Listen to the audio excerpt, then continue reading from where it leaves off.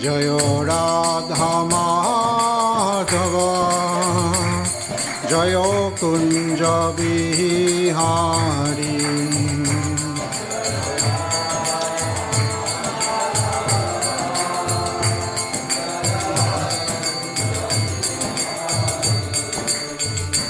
Jayo Gopi Janavalabha Jayo Girivaradhari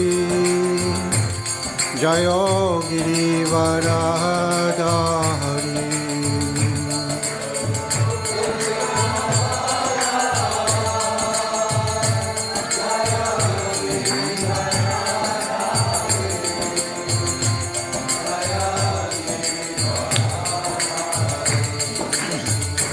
Jayo Yashodanandana Jayo Braja Janaranjana Jayo Braja Janaranjana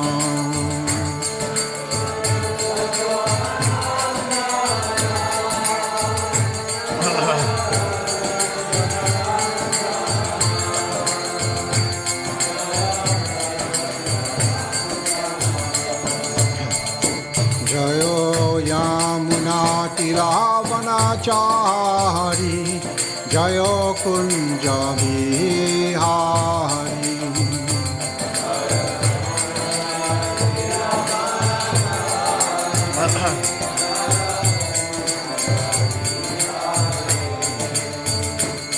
Jayo Shri Krishna Chaitanya Prabhu Nityananda Shri Advaita Gadadhar Shivasadi Gaura Bhakta Vrinda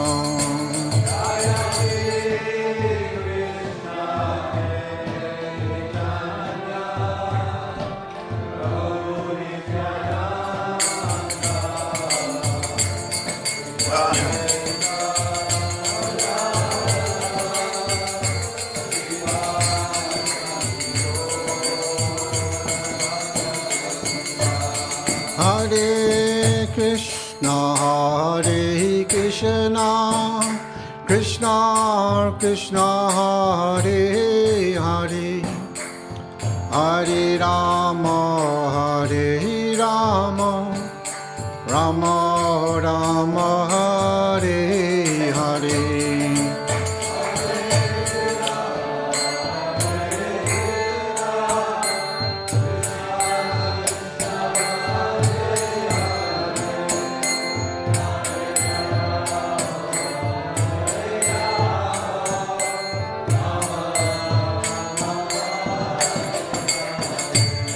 Hare Krishna, Hare Krishna, Krishna Krishna, Hare Hare, Hare Rama, Hare Rama, Rama Rama, Hare Hare.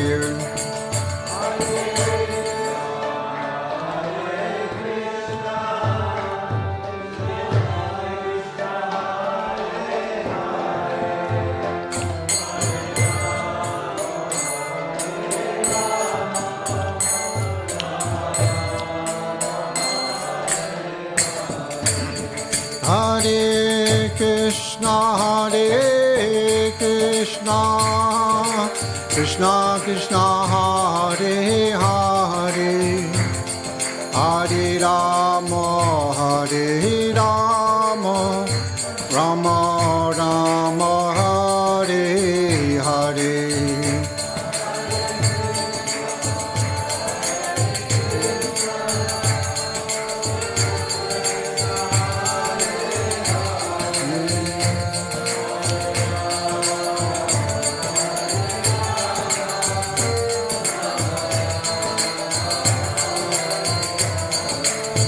Hare Krishna, Hare Krishna, Krishna Krishna, Hare Hare, Hare Rama, Rama Rama Hare Hare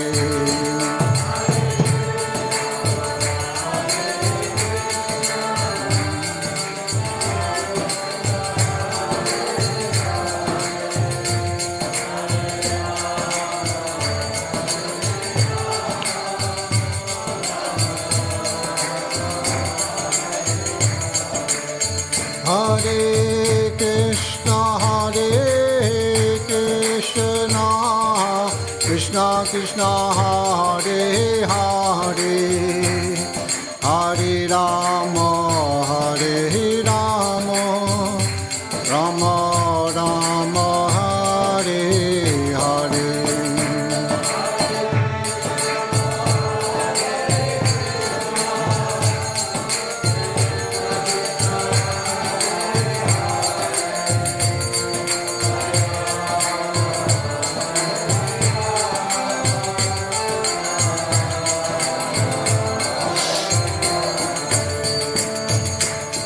Hare Krishna Krishna Krishna Hare Hare Hare Rama Rama Rama Hare Hare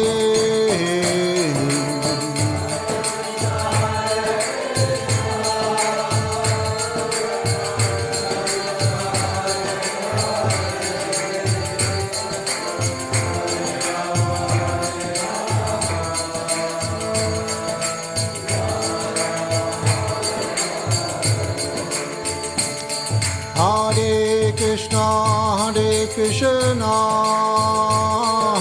Krishna Krishna Hare Hare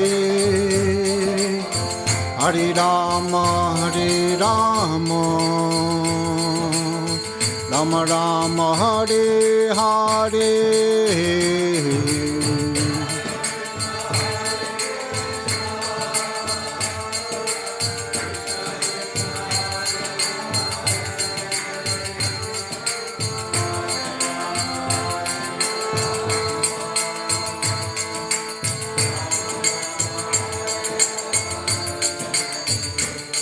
Jayo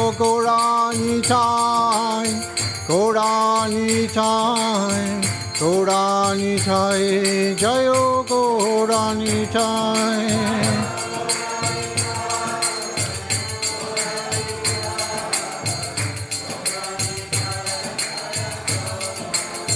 Jayo Prabhupada,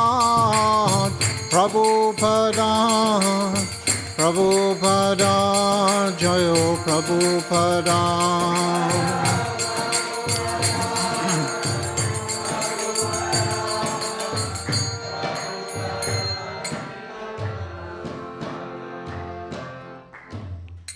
Josh, Itai Gaura Premarnava. So today we're reading from Srimad Bhagavatam, Canto 3, Chapter 9, Text 13. Om Namo Bhagavate Vasudevaya.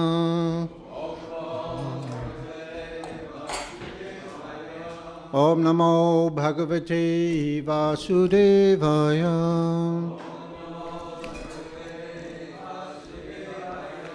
Om Namo Bhagavate Vasudevaya.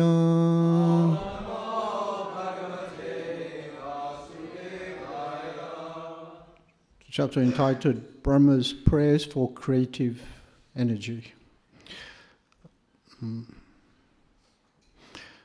Bum Sham Mata Vivida Kamibir Advadre.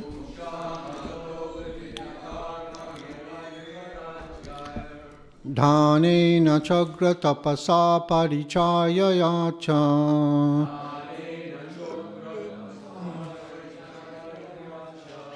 Aradhanam Bhagavatastava Satkriyata.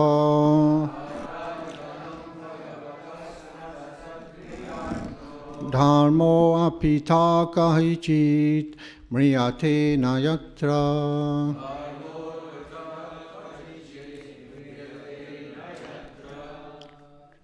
Pumsam mato vividha kamabir advadre.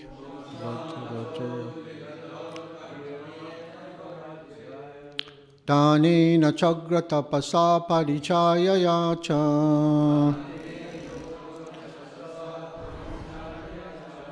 Aradhanam bhagavatas-tava satkriyata.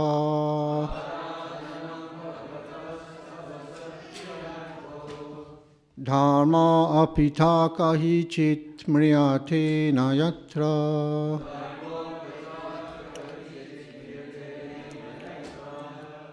Pumsamata vividha kamibhir advrajte.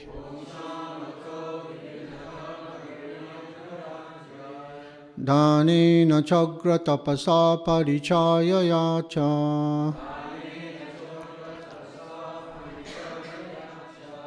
Aradhanam bhagavatas-tava satkriyata. Dharma apita kahichit mriyate nayatra.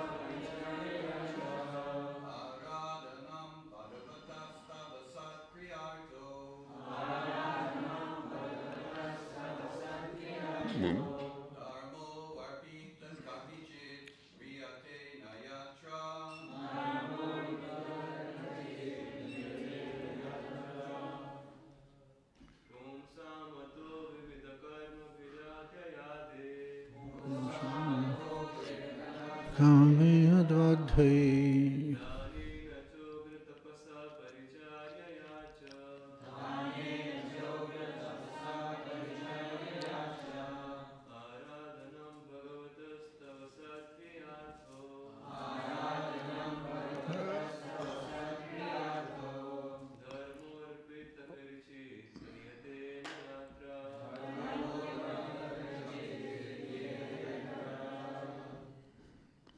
Ladies.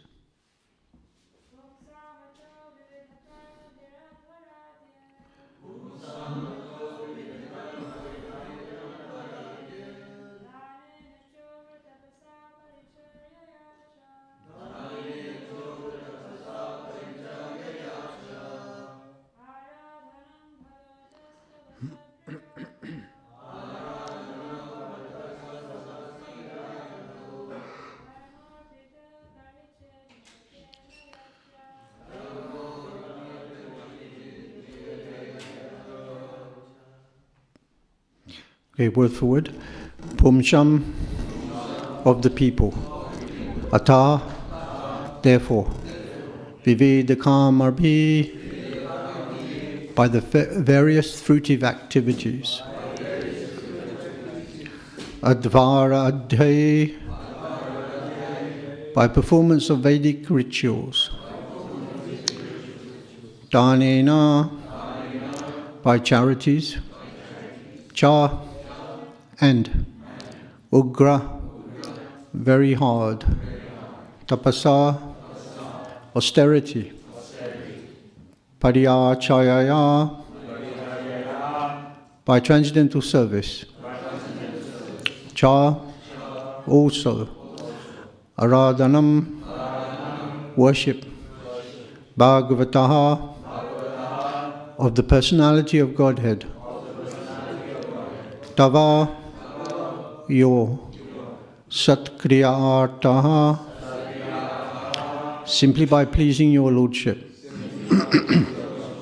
Dharma, religion, Arpita, so offered. Kahijit, at any time. Mriyate, vanquishes. Na, never. Yatra, there. Translation and purport by Srila Prabhupada. Srila Prabhupada ki. But the pious activities of the people, such as performance of Vedic rituals, charity, austere penances, and transcendental service, performed with a view to worship you and satisfy you by offering you the fruitive results, are also beneficial. Such acts of religion never go in vain. Purport. Absolute devotional service conducted in 9 different spiritual activities, hearing, chanting, remembering, worshipping, praying, etc., does not always appeal to people with a pompous nature. They are more attracted by the Vedic superficial rituals and other costly performances of social religious shows. But the process, according to the Vedic injunctions, is that the fruits of all pious activities should be offered to the Supreme Lord. In the Bhagavad Gita 9.27, the Lord demands that whatever one may do in one's daily activities, such as worship, sacrifice, and offering charity, all the results should be offered to Him only. This offering of the results of pious acts unto the Supreme Lord is a sign of devotional service to the Lord and is of permanent value, whereas enjoying the same results for oneself is only temporary. Anything done on account of the Lord is a permanent asset and accumulates in the form of unseen piety by gradual promotion to the unalloyed devotional service of the Lord. These undetected pious activities will one day result in full-fledged devotional service by the grace of the Supreme Lord. Therefore, any pious act done on account of the Supreme Lord is also recommended here for those who are not pure devotees.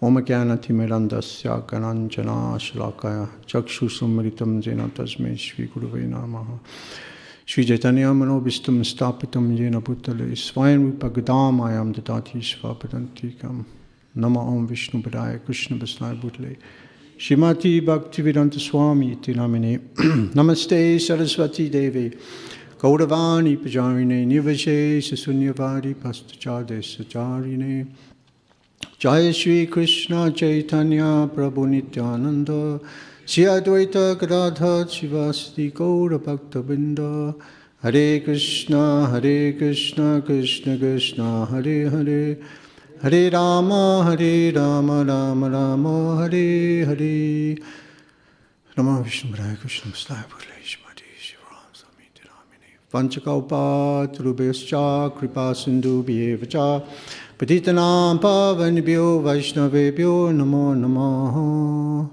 Hare Krishna, everybody. Thank you for coming to today's Bhagavatam class. So, this is a continuation from the previous verse. That's why it begins with but.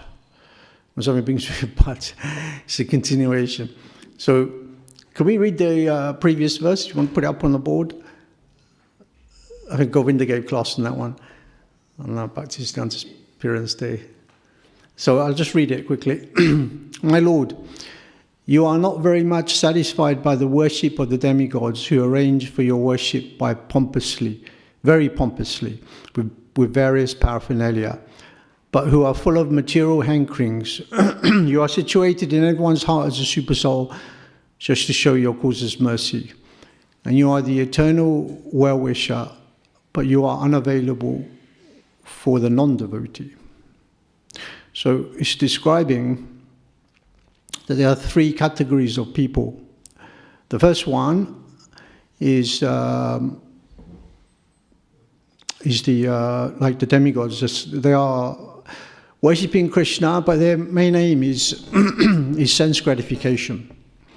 They are called Sakama Bhaktas. Sakama means desiring material. You have material desires and you want to enjoy And then the second category are the pure devotees. They are nishkam. They have no material desires. And then the third category are the non-devotees. The non-devotees, they, as explained in the previous purport, they are averse to Krishna consciousness. And it's explained in the purport that they are compared to a, what does it say? Barren land. They are compared to barren land. Barren land is land that doesn't have any nutrients, has nothing in it. Nothing can grow in that land. So therefore, the non-devotees, because their misuse of their tiny independence, they have decided to go against the orders of the Supreme Lord, and therefore they have no pious credits from previous life. It is these pious credits that give us a chance to engage in devotional service eventually, according to Krishna. Yeah.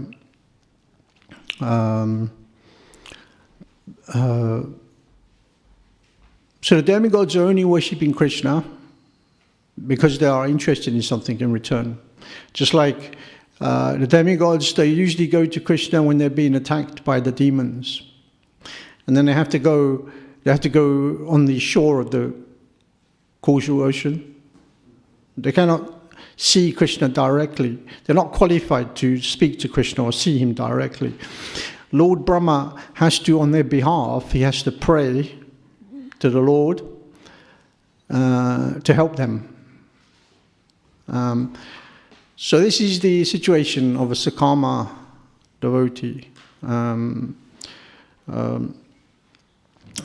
They only approach Krishna when they are in trouble. So there are, in Bhagavad Gita it says there are 4 categories of Sakama devotees who come to Krishna. The first one is one who's in wanting for, he wants material wealth. The second one is he wants, he's distressed. Then you have the intellectual, and then those who are searching for knowledge. What's the most popular, do you reckon? Huh? Yeah, most of us come to Krishna consciousness because we're stressed, right? Fed up of life, you know. The material world is smashing you left, right, and centre. That's why a lot of young people these days, they're unhappy more than ever. So we come to Krishna consciousness to get relief from that stress.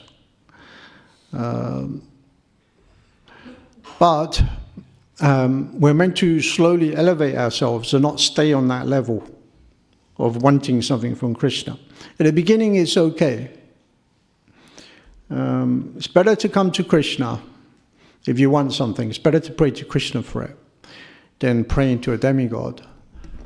Because if you pray to Krishna, then Krishna will give you a lot more than what you ask for, just like with the demigods.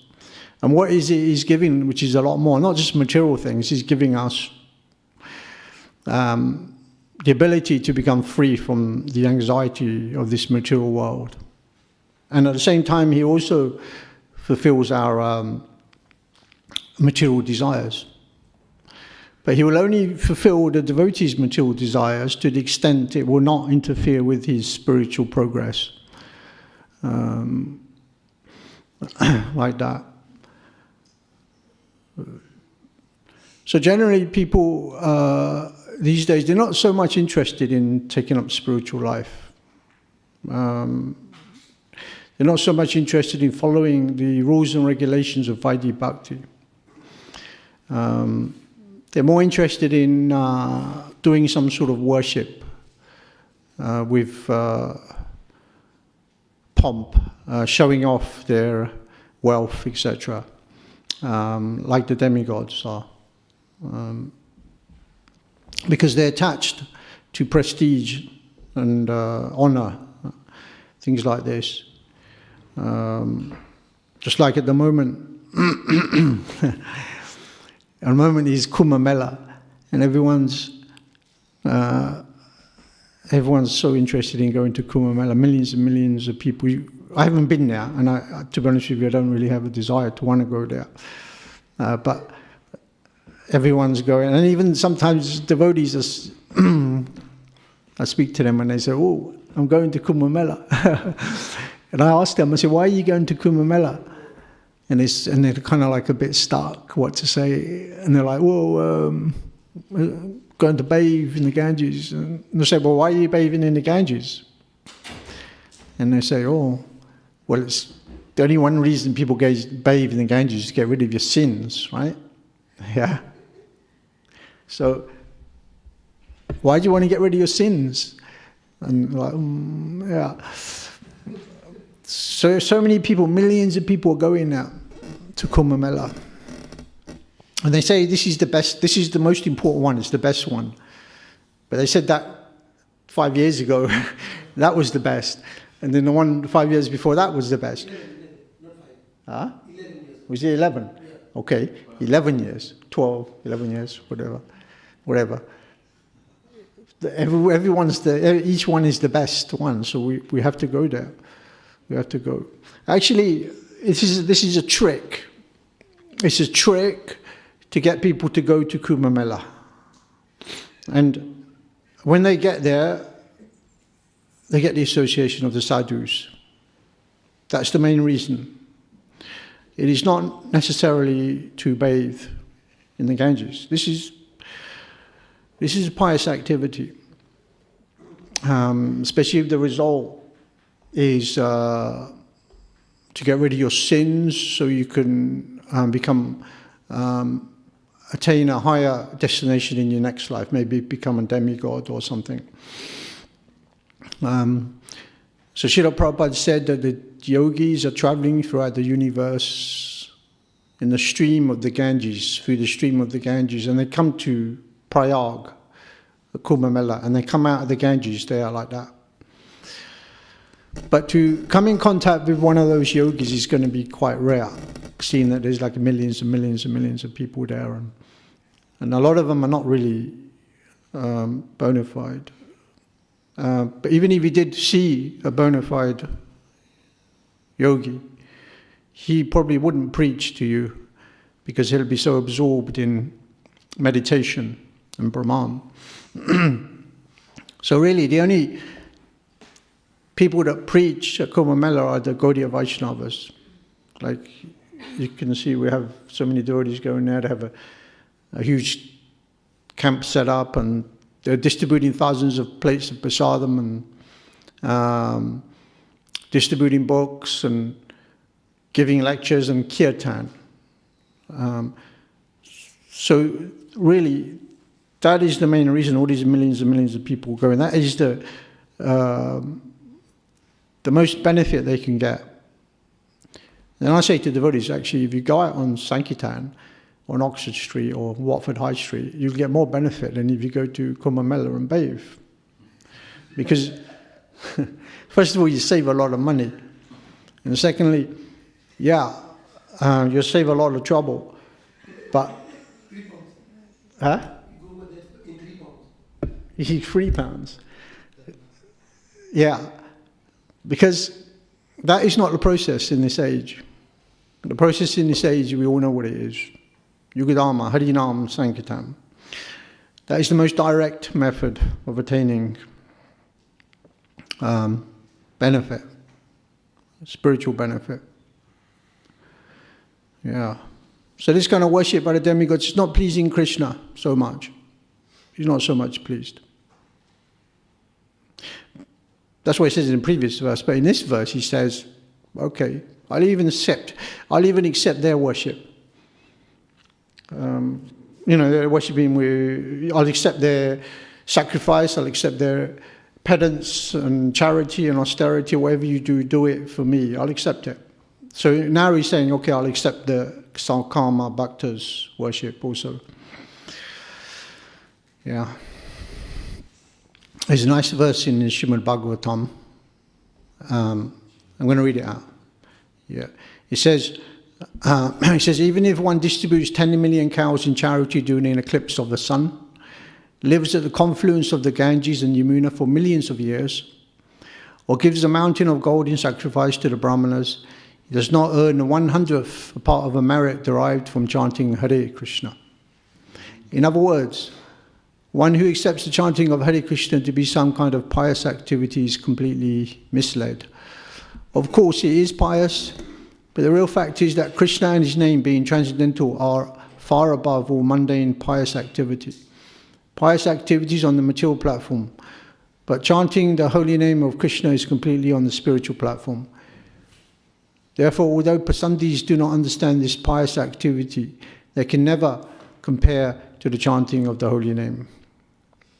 And then in the CC Adi 379, there's another verse quite similar. It says here, one who says that 10 million Ashvamedha sacrifices are equal to chanting the holy name of the Lord Krishna is undoubtedly an atheist. He is sure to be punished by Yamaraj. That's...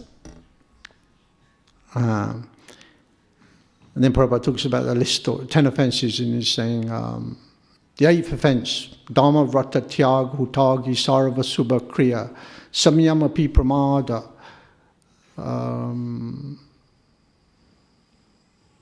One who considers the chanting of Hare Krishna to be equal to pious activities, or giving charity to Brahmanas,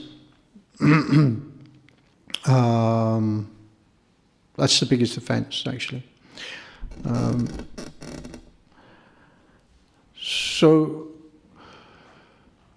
we can see pious activity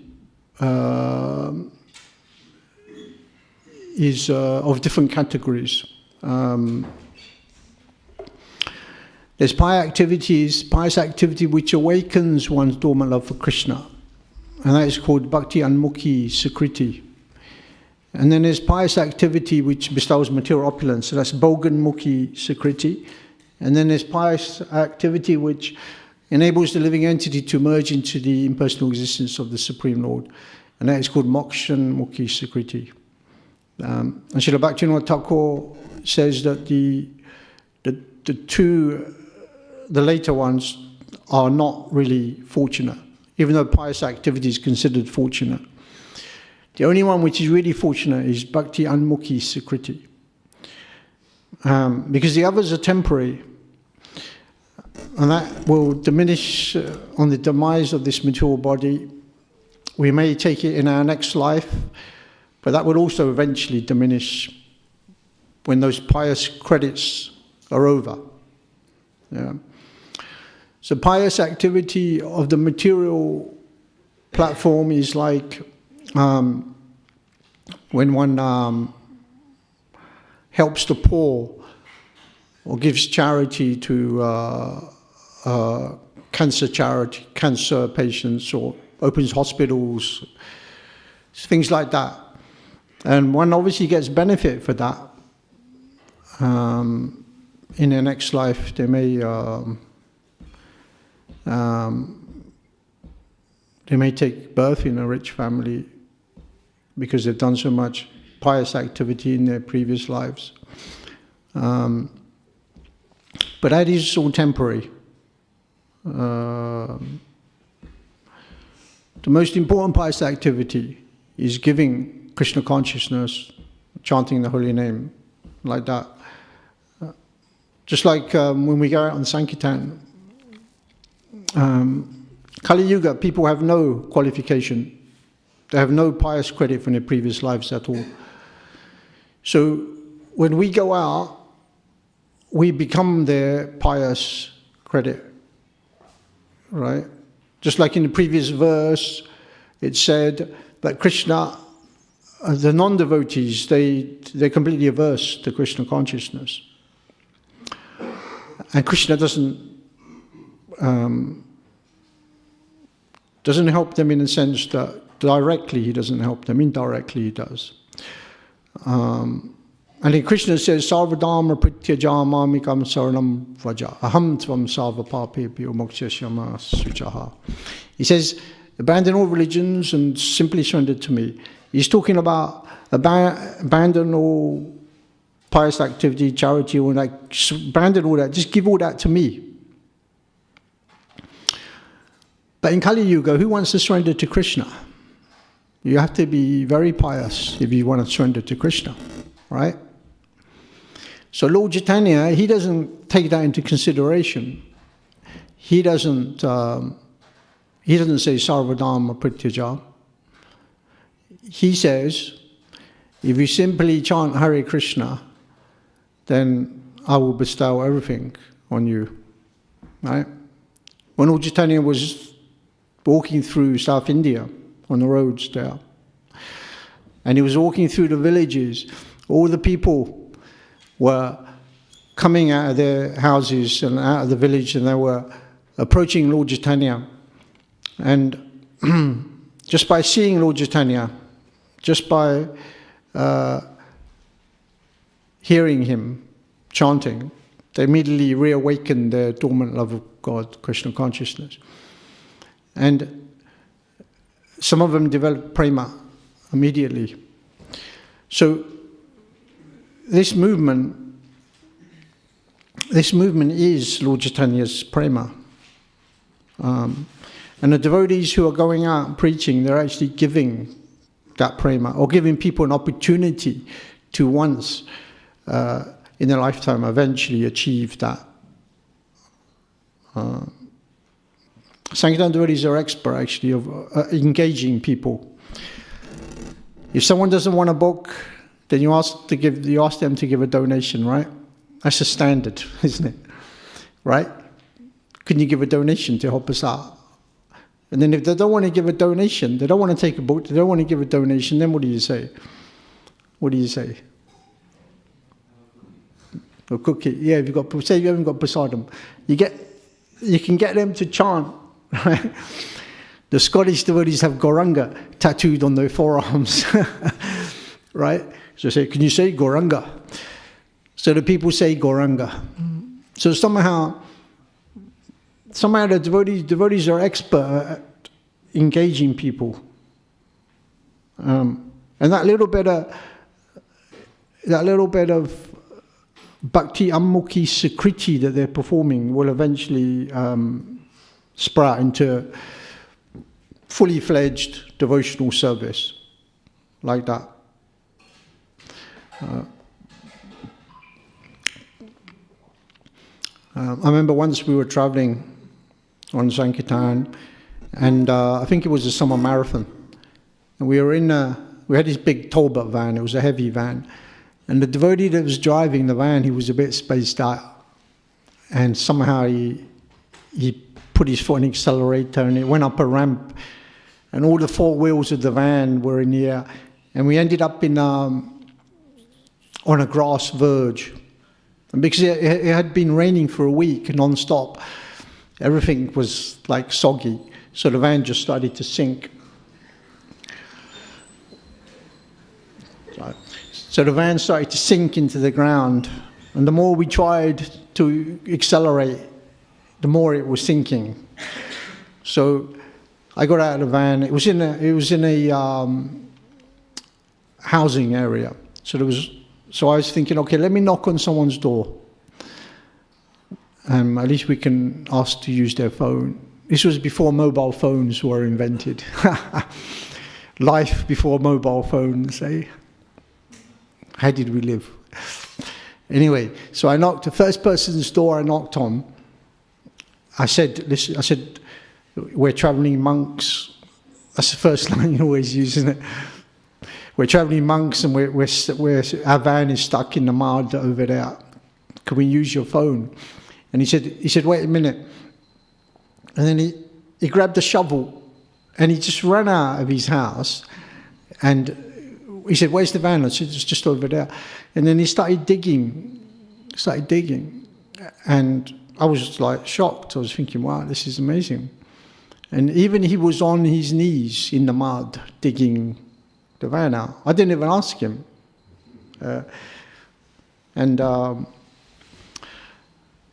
Anyway, eventually he managed to get the van out.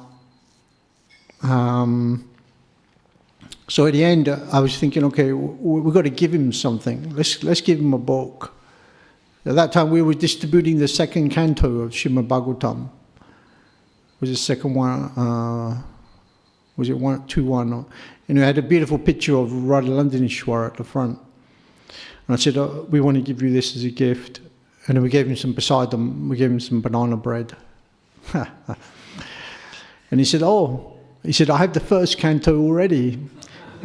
He said, I finished that. And I was wondering if there was another one. So the point is that Sankirtan is such an amazing activity. We're engaging people like this. And because this person had already got a Bhagavatam, he had performed Bhakti Anmukhi Sikriti, he had performed unknown devotional service. And so he was eligible to perform some more service. So when we turned up, he was engaged in devotional service, digging the Sankirtan van out of the mud. I mean, so this is the glories of the Sankirtan movement, actually. And Sankirtan devotees probably have so many stories like this.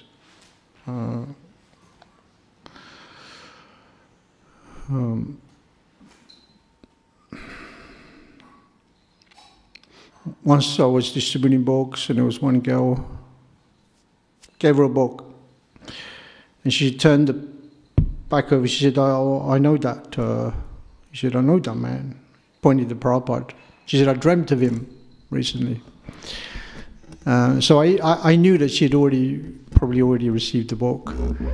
Because in those days, at the back of the books, the last 4 pages, we had a section, how to practice Krishna consciousness at home.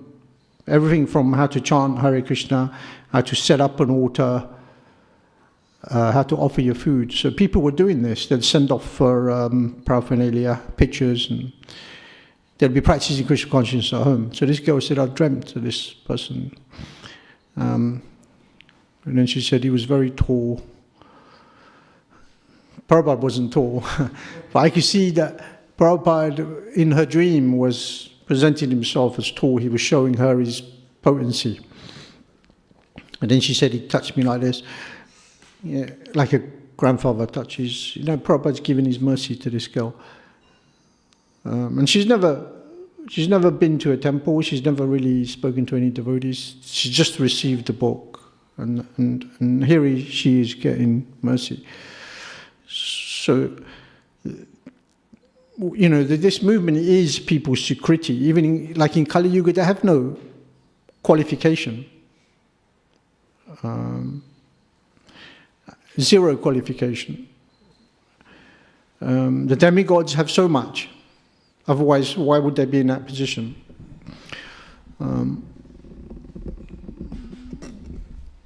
So we are their only hope, really.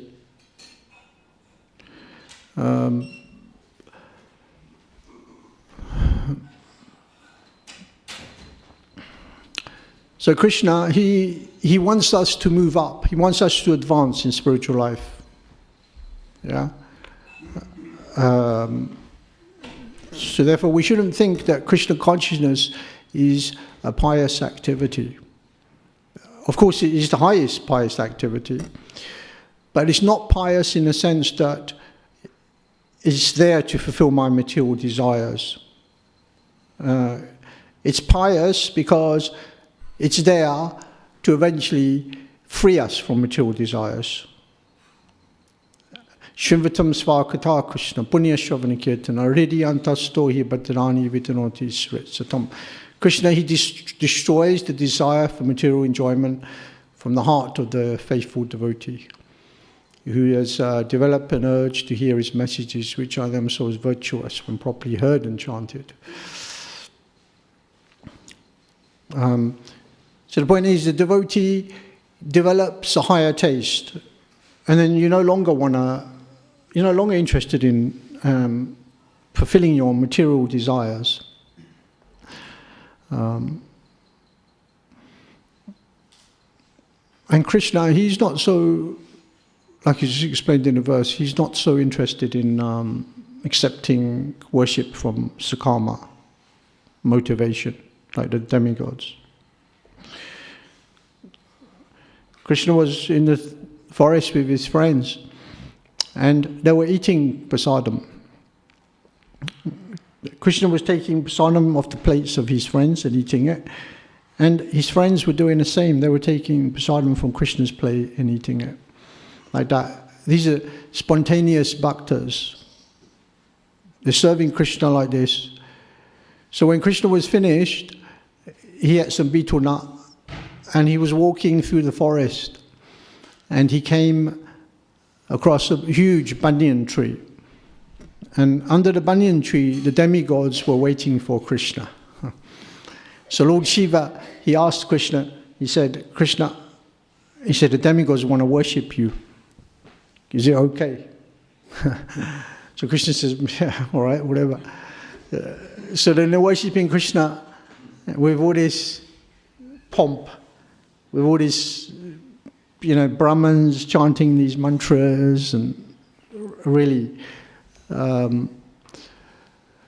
doing the full thing, And then one of the coward boys, Arjuna, coward boy, Arjuna his name is, he noticed that Krishna had some dust on his head, on his hair. So while this worship was going on, with pomp and grandeur, he just walked over to Krishna, placed his arm on Krishna's shoulder and brushed off Krishna's hair. And the demigods kind of looked at him and said, well, we're doing this worship, and right in the middle of this worship, you just come here and just like... So then Krishna looked at his coward boyfriend as if to say, your little gesture of doing this to my hair is way more appreciated than demigods doing all this glamorous worship and pomp and stuff, because your little brushing my hair was full of so much love and affection. So this is what Lord Chaitanya is teaching us, actually. I have to develop this spontaneous mood, this spontaneous devotion for Krishna. And not so much be attached to the externals. Sometimes there's so many externals we have to go through in our spiritual life. But what's the point of these externals if we're not really developing some internal attraction to Krishna? And it should be more and more spontaneous, not just that we're following the rules and regulations because if I don't do it, then I'm going to go to hell or something. This is how the Christians get people to follow. They frighten them. But devotion service is not like that. Devotion service should be a spontaneous attitude of spontaneous worship to Krishna. So this is where we're eventually meant to be coming to, that point of feeling that spontaneous attraction for Krishna. To the degree we have material desires wanting to be fulfilled, to that degree either we're attracted to Krishna with eagerness and determination, or we're not. And these material desires, it takes away our eagerness and determination to want Krishna. So how do we get rid of these material desires? Then we have to serve the Vaishnavas who are free from these material desires. We have to give service to them, and we have to hear Srimad Bhagavatam regularly. We should all be reading Prabhupada's books at least every day. And Prabhupada also wanted us to study the books of the Acharyas under the direction of the spiritual master. Like that.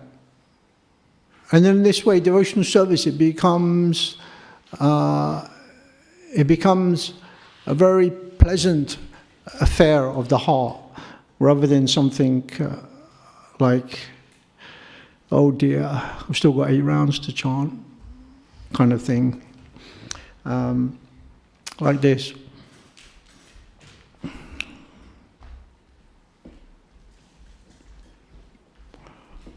Jai. Hare Krishna. Is there any questions or comments?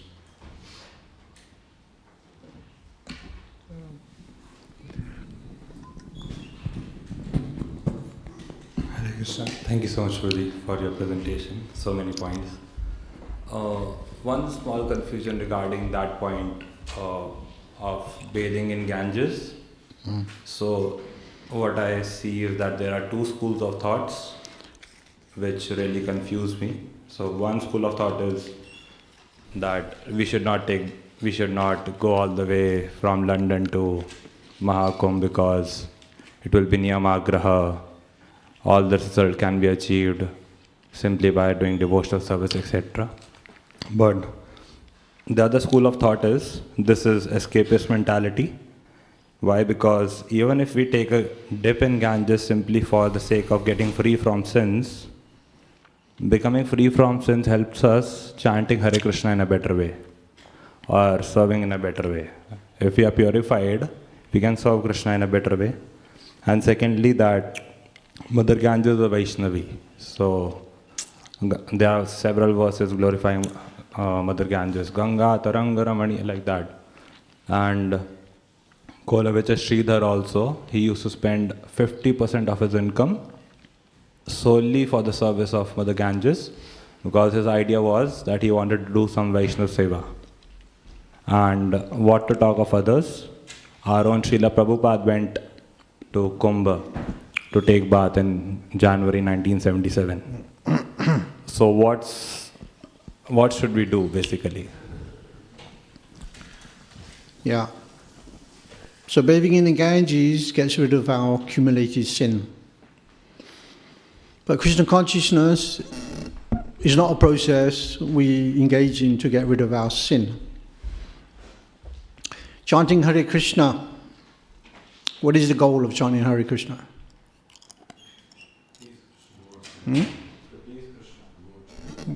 The goal of chanting Hare Krishna, the goal of sadhana bhakti, what is it? Yeah, develop pure love for Krishna. At least bhava bhakti. I mean, prema in this material body is not possible, but at least we can develop bhava. And that you can only get from chanting Hare Krishna. You cannot get from bathing in the Ganges. That's why this verse is saying, for millions of years you may be living on the banks of the Ganges and bathing. Where is it? Yeah. Distributing 10 million cows in charity on eclipse of the sun, living on the confluence of the Yamuna and the Ganges, giving a mountain of gold as sacrifice to the Brahmanas, does not earn 100th part of a merit derived from chanting Hare Krishna. So that is what the acharyas are giving us. Of course, bathing in Ganges is very, very beneficial. But why go out of your way, travel hundreds of miles, spend all that money, when you could just come to the temple and chant Hare Krishna? It's to do with the consciousness. We may be in Prayag or in Kumbh Mela, but where's our mind? Sorry, Deepak's going to he's going to Kumbh Mela on Friday, so I said I'm going to mention it in class. No, he's only going to because his wife wants to go.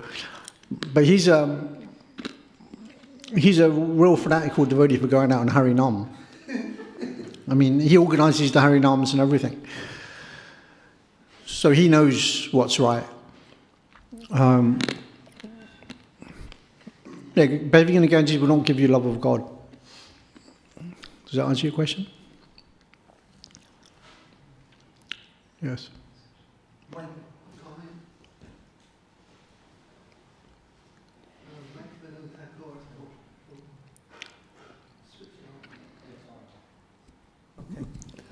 Bhaktivinoda Thakur, he says, I think it's Kalyana Bhagavatam. Anyway, he says there's no need to go to all these places of pilgrimage.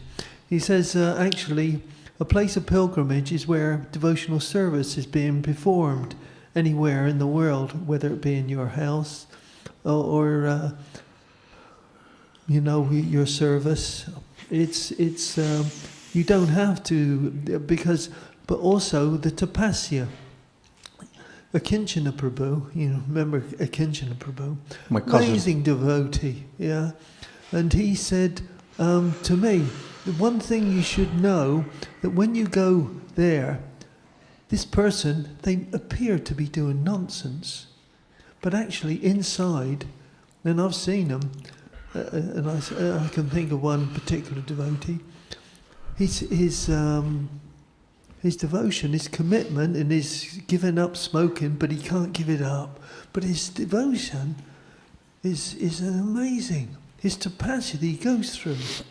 And so he says, so you don't know what that person's real connection is with Krishna within his heart. His difficulty that he's going through is really, worth Krishna Prem. You can't take, you don't know what a person's going through. So that's the one thing that he said to me. Don't concern yourself with their nonsense. It's and the classic example is who produced all the Kushakrata Das. He started off as Peter. People thought he was a bit eccentric, but he ended up translating all the Acharya's books. So he's a wonderful example of this. He was such a amazing person. I met him, and he was so humble. Mm. When I went to meet him, I gave him a donation because he was having difficulties, and he just bowed down. And that was when in the Radha Madan temple. Mm. So I had such an experience of meeting him too, before he passed away. And so, he was one of the classic examples of a so-called nobody, an eccentric, turning out to be a great translator of the Acharya's books. So that's what occurs to me. Yeah. Mm. Don't get me wrong.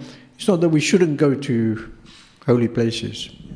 Prabhupada said we should go to the holy places because it gives us an idea what pure devotional service is, But I was just making a point for today's verse that we shouldn't be in a consciousness that performing rituals and all these things is higher than performing devotional service. We should go to all the holy places, Vrindavan, Mayapur, Jagannath Puri, whenever we get the opportunity. But the point of going there is to attain real attachment to Krishna. I'll use the example of Kumbh Mela because there people, their consciousness is far away from Vaishnava understanding. But, yeah. Anyone else? Hare Krishna. Oh, sorry. So how to get rid of material desires. So, as well as serving devotees, you say, and a couple of other things you mentioned. But wouldn't you say that one has to be convinced that first, that material desires are useless waste of time to start with. And I think most of us haven't come to that point yet of being really convinced that this is a waste of time. So we dance with this material thing because we hang in, like we're in limbo. Lord Rishabhadev's teachings to his sons, he mentioned that even if a well-learned person doesn't understand, doesn't realize that sense gratification is a useless waste of time, he's a madman. Even if he's well-to-do, educated, or learned, so-called learned.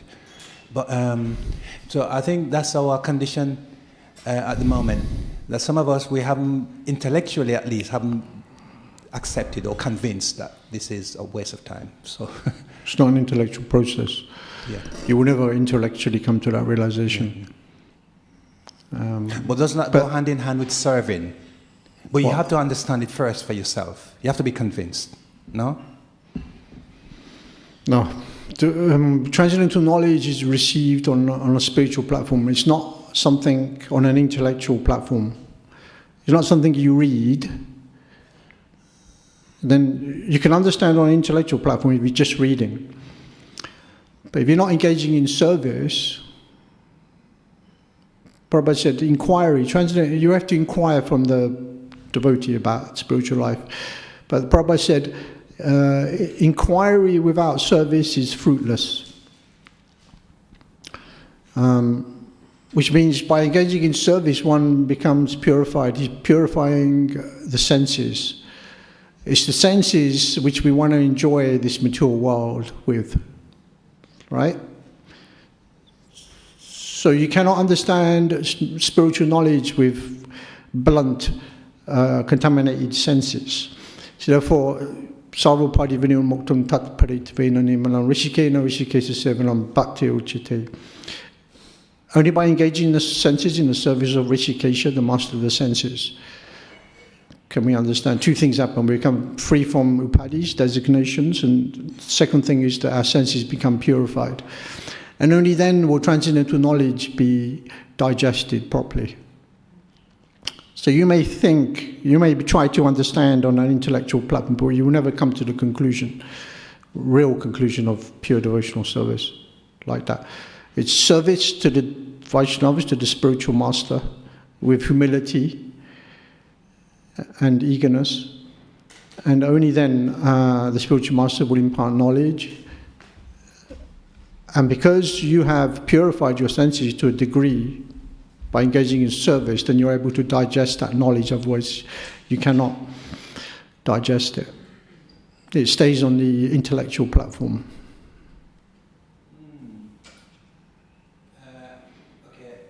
Otherwise, all these people, there's people in this material world who know the scriptures way more than we do.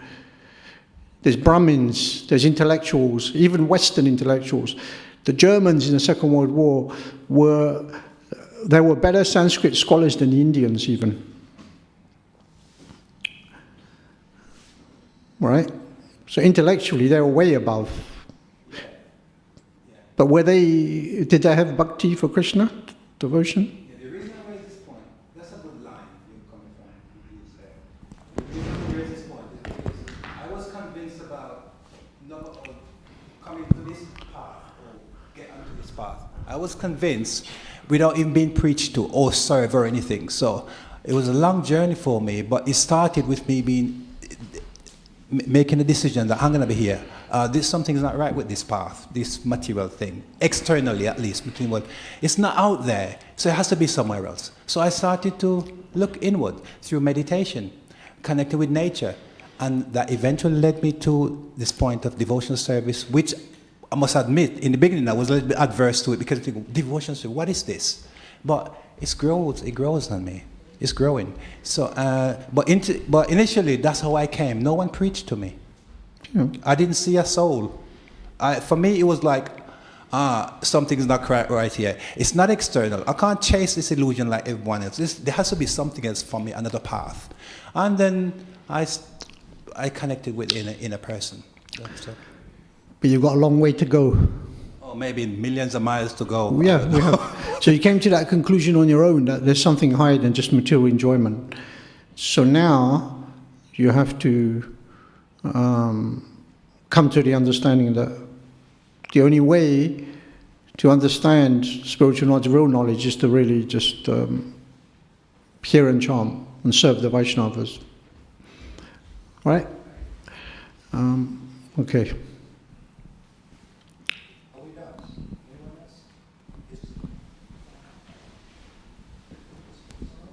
Hare Krishna Prabhu.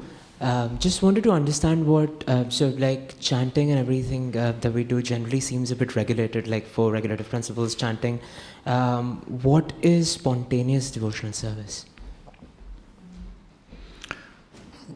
Spontaneous devotional service is when one's natural inclination to serve Krishna is used. Inclination. Your inclination may be that of a coward boy, a gopi, Krishna's mother, father, like that. The different relationships we have with Krishna. That's spontaneous devotional service. But we shouldn't worry too much about that at the beginning stages. At the beginning, we follow the rules and regulations of Bhakti Yoga, Vaidhi Bhakti. And then at the same time, by serving the spiritual master, and we will eventually start developing an inclination from the heart. And we also have to follow that inclination. And there's a certain sadhana that we have to follow according to the spontaneous level. Yeah, so that's spontaneous devotion. But those who are on a spontaneous level, they still follow the rules and regulations of Vaidhi Bhakti. So you will not know who's on the spontaneous level. Externally, they behave like a sadhana bhakta. But internally, they're following a different sadhana, spontaneous raganuga sadhana bhakti. But at the moment, we just follow Vaidhi Bhakti, find a spiritual master, surrender to the spiritual master, follow the orders and instructions of the spiritual master, and then we will advance, hopefully, to the spontaneous level. The spontaneous mood in a lot of levels of devotional service, just like we can engage in serving the deities on a more of a spontaneous mood.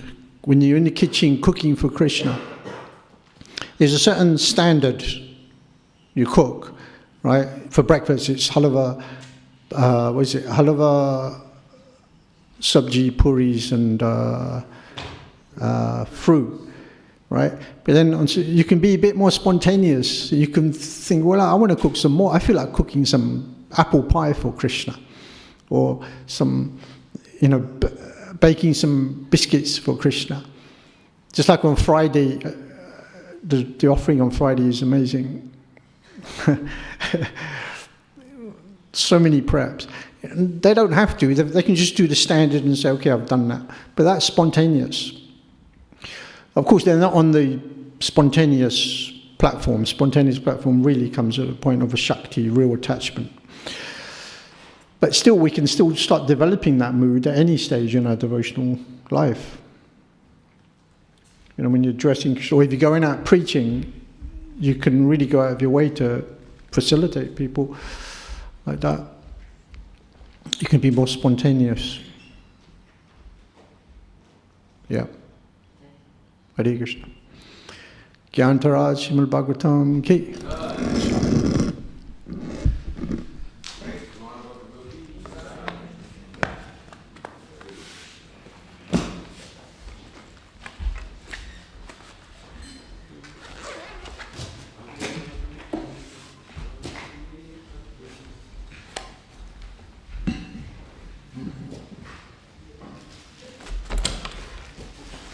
Anybody want a garland?